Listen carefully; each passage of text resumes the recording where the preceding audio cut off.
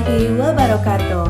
Hai semuanya, yuk lihat bagaimana perkembangan pajak di Indonesia bersama aku, Siti Aisyah, dengan NIM 2013030026. Pajak merupakan pilar utama penerimaan negara dalam APBN atau Anggaran Penerimaan Biaya Negara. Penerimaan perpajakan harus memenuhi kebutuhan penyelenggaraan pemerintah. Juga merupakan perwujudan dari kewajiban kenegaraan dan peran serta wajib pajak untuk secara langsung dan bersama-sama melaksanakan kewajiban perpajakan untuk pembiayaan negara dan pembangunan nasional. Sesuai falsafah Undang-Undang Perpajakan, pembayaran pajak bukan hanya merupakan kewajiban, tetapi merupakan hak dari setiap warga negara untuk ikut berpartisipasi dalam bentuk peran serta terhadap pembiayaan negara dan pembangunan nasional. Di Nusantara, pada dasarnya pajak sudah ada sejak zaman kerajaan. Raja-raja memungut pajak dari masyarakat untuk menghidupi kerajaannya, untuk kegiatan operasional kerajaan, membangun dan merawat infrastruktur, dan menyelenggarakan acara-acara keagamaan. Kerajaan yang melaksanakan pemungutan pajak diantaranya Kerajaan Sriwijaya, Kerajaan Mataram kuno, Kerajaan Majapahit, Aceh, Banten, dan pesisir lainnya seperti Jepara, Gresik, Timor, Maluku, serta Ternate Tidore. Bangsa Eropa yang datang ke wilayah Nusantara menyebutnya Hindia Timur. Dengan menggunakan bendera maskapai dagang, mereka tiba di wilayah Hindia Timur mulanya untuk berdagang, bekerja sama dengan penguasa lokal, lalu memonopoli perdagangan, kemudian menguasai pelabuhan, kota, dan bahkan beberapa bagian wilayah kerajaan. Portugis, Inggris, Spanyol, dan Belanda adalah bangsa Eropa yang aktif berdagang ke wilayah Hindia Timur. VOC, maskapai dagang milik Belanda, berhasil mendominasi perdagangan di Hindia Timur. Pada abad ke-17, VOC membangun dan mengurus kota Batavia, ibu kota imperium dagangnya di Asia Afrika, dengan pajak sehingga bisa sukses dan mendapat sebutan Koningin Het van Oosten atau Ratu di Timur.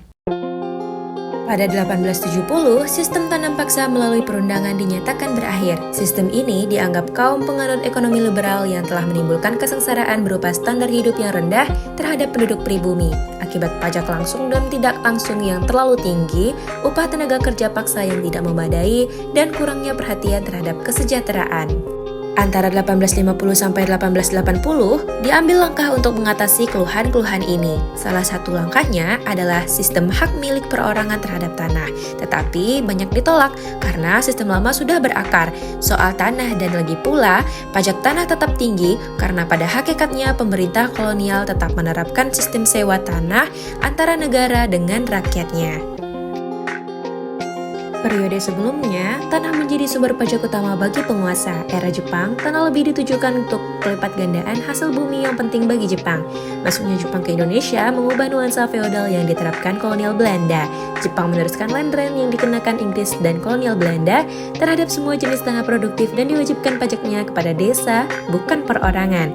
Namun, pada masa pemerintahan Jepang, nama land rent diubah menjadi land tax. Setelah proklamasi kemerdekaan Indonesia pada 1945, nama land tax atau pajak tanah disebut dengan pajak bumi. Pemerintah pendudukan Jepang juga menetapkan sistem wajib serah padi. Selain itu juga ditetapkan pembayaran pajak untuk penggunaan fasilitas tertentu seperti jembatan, jalan raya, dan fasilitas umum lainnya.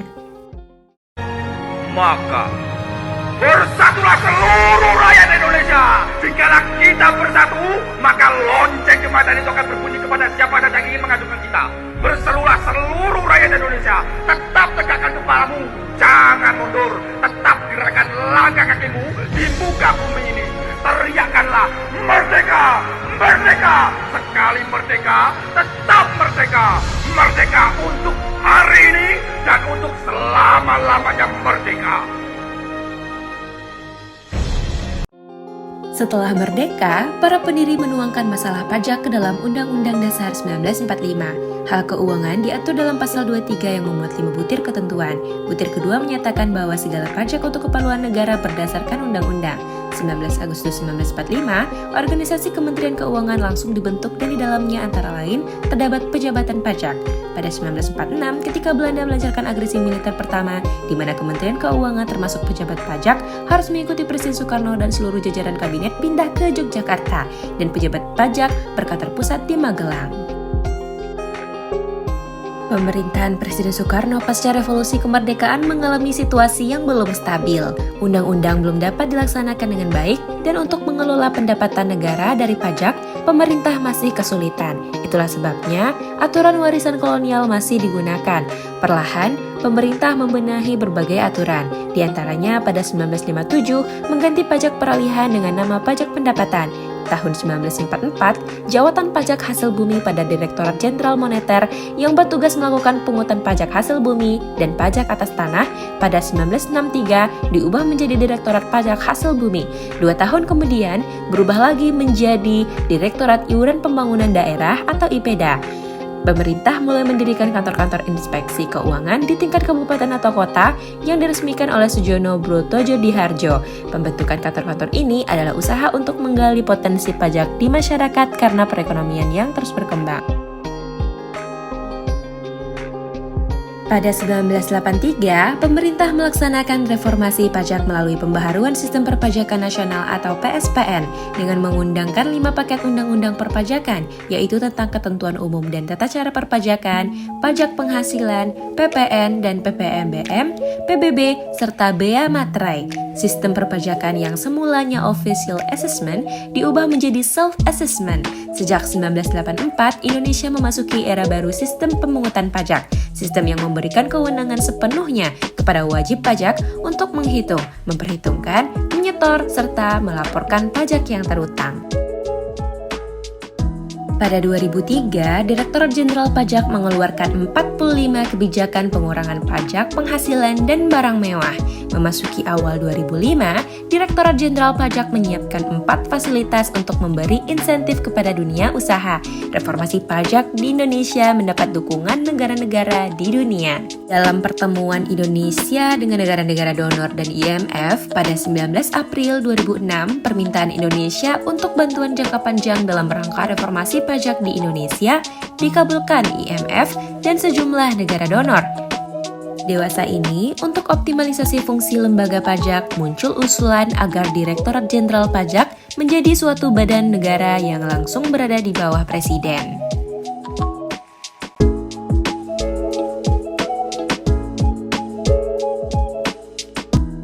Nah, pada saat sekarang ini di Indonesia, pajak diberlakukan kepada seluruh masyarakat yang memiliki penghasilan atau pendapatan.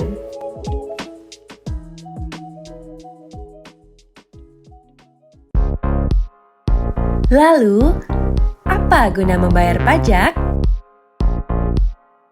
Pajak berfungsi pertama sebagai budgeter yang berfungsi sebagai sumber penerimaan kas negara. Pajak yang dikumpulkan dari masyarakat digunakan untuk membiayai pengeluaran negara. Nah, semakin banyak masyarakat yang membayar pajak, maka semakin besar pula pendapatannya. Kemudian fungsi alokasi, menekankan bahwa pajak harus digunakan untuk mendanai atau menyediakan barang atau jasa yang dibutuhkan oleh masyarakat. Misalnya, untuk membangun sarana dan prasarana atau bahkan membangun sebuah infrastruktur. Lalu, fungsi distribusi dan pemerataan. Dalam fungsi ini, pajak digunakan untuk pembangunan ekonomi. Artinya, dengan pendistribusian pajak secara merata, diharapkan dapat memperbaiki taraf hidup masyarakat. Dan yang terakhir, fungsi pengatur atau regulasi digunakan sebagai pelindung produksi dalam negeri. Misalnya, pemerintah menetapkan bea masuk terhadap barang ekspor sehingga barang tersebut menjadi lebih mahal dibanding produk dalam negeri. Nah, bea itulah yang masuk ke dalam kas negara. Selain itu, pembayaran pajak membantu terciptanya kesejahteraan masyarakat. Objek dan subjek pajak tertentu dapat menyumbang pajak lebih besar dari yang lain. Hasil pungutan pajak tersebut kemudian digunakan untuk menyediakan fasilitas bagi rakyat miskin sehingga mengurangi kesenjangan sosial. Pajak bisa digunakan untuk menghambat laju inflasi. Pajak bisa digunakan sebagai alat untuk mendorong dan meningkatkan kegiatan ekspor, seperti pajak ekspor barang. Pajak bisa memberikan perlindungan terhadap barang produksi dari dalam negeri, seperti PPN. Sebagai rakyat yang baik dan taat akan aturan, ayo bayar pajak demi kesejahteraan Indonesia.